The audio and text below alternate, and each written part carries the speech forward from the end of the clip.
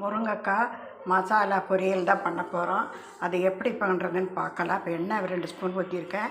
இப்போ வெங்காயம் வதங்கிடுச்சு. இந்த அறுத்து வச்ச 2 முருங்கைக்காய், பெரிய முருங்கைக்காயை போட்டிருக்கேன். அதையும் போட்டுக்கலாம்.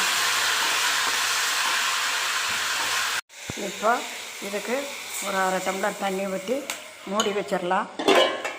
இது வேகட்டும். இது வேகிறதுக்குள்ளே இப்போ இதுக்கு தேவை ஒரு பச்சை மிளகா, ஒரு 4 துண்டு தேங்காய், கொஞ்சம் சோம்பு, 1 ஸ்பூன் மல்லித்தூள், இதையும் போட்டு அரைச்சிக்கலாம். இப்போது அரைச்சி வச்ச அந்த தேங்காய், பச்சை மிளகாய், இந்த மசாலாவை இதில் சேர்த்திக்கலாம். அதோட இதுக்கு தேவையான உப்பும் போட்டுக்கலாம்.